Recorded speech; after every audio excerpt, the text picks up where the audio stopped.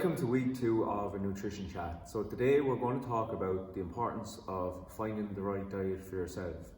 There's loads of talk of different diets around, and I'm going to touch on just 3 samples today and talk through why or why not they may be important for you. The first one is your balanced diet. This is eating pretty much whatever you want, but making the best choices possible. So you're not specifically eating vegetarian or keto, low carb, high fat. There's nothing specific to it. You like to eat different types of food. With the balanced diet, the most important thing is focusing on getting the best type of food in as possible. So when you look at different food choices and look at the meals that you're eating, you want to really think about how you can make them a little better. If you have a goal where you might want to lose some weight or build muscle, you might need to adapt the meals you're currently eating just to make them a small bit better. So when we're talking about a balanced diet, and say for example you eat something like a spaghetti bolognese and you want to lose fat, so when you're making it, picking something like a leaner mince over a more fatty mince is going to help you work towards your goals on that. But you still get to eat the same meal, and to be honest, the taste will be very much the same within the meal, but you're making a small bit of a better choice that's going to add towards your goals. Or you could replace the spaghetti with something like a courgette or a spiralized carrot, and there you're taking some more calories out of the dish and you're getting a lot of nutrients in. So little choices like that are really going to make a difference on your overall goals.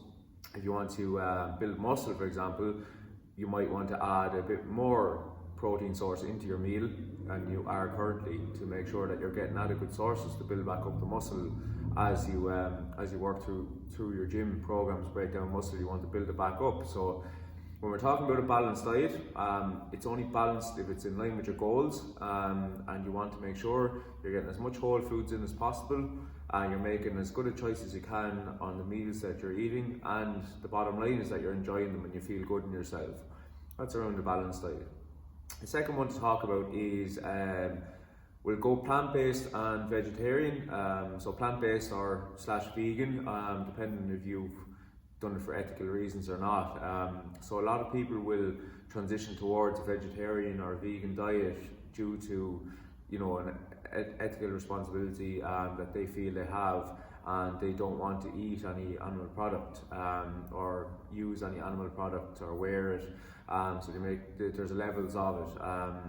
The same with vegetarian. Some people would do it because they don't like to eat meat or fish, so they would only eat eggs and dairy, etc. So if you choose to do one of those diets for ethical reasons, it can be hard for you because you haven't done it because you necessarily feel great. Not to say you won't when you're doing it, but you might understand some of the supplementations you might need, or how to get things for your body that you may have been getting from meat previously.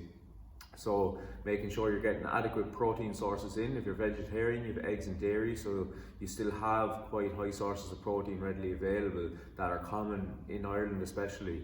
Whereas if you go vegan, you may have to look a little harder to find some protein sources. So you want to think outside the box on it a little.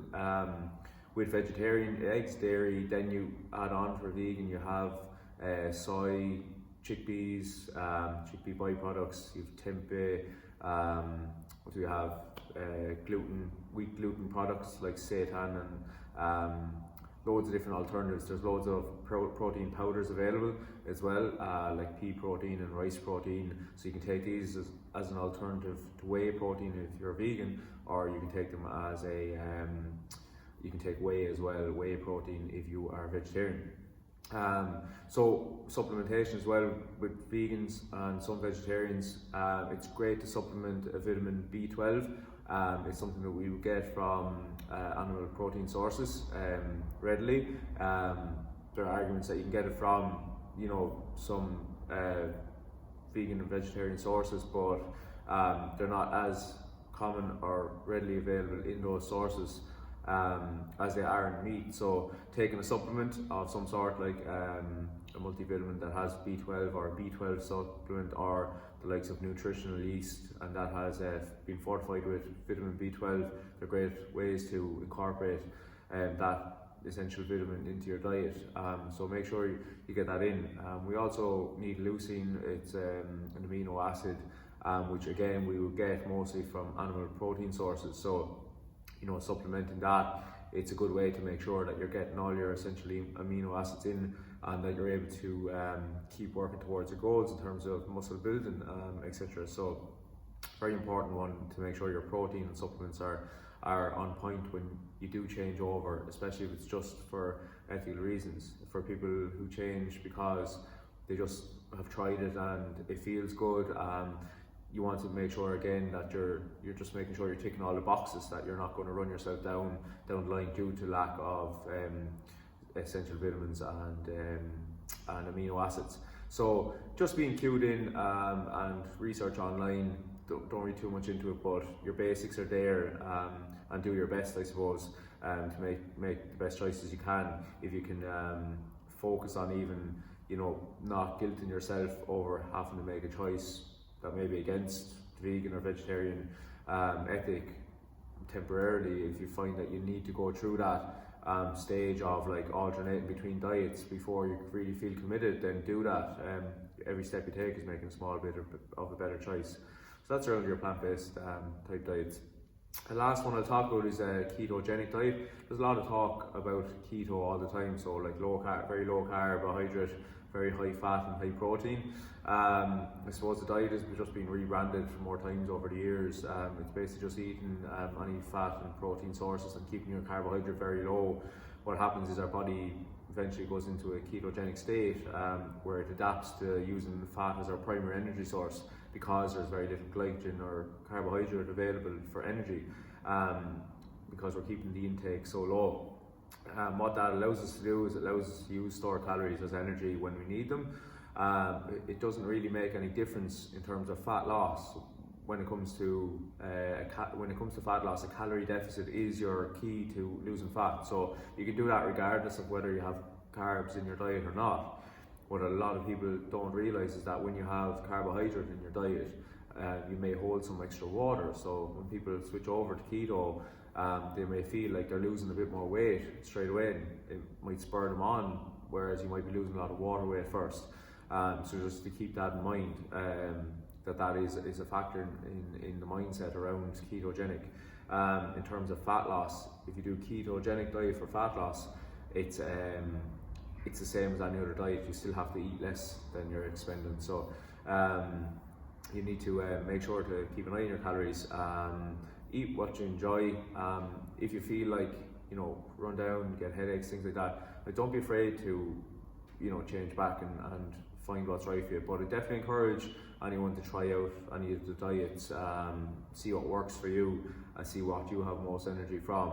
There's arguments for the ketogenic diet for the likes of endurance racers or like long distance cyclists and runners, because you have an unlimited energy source in stored fat.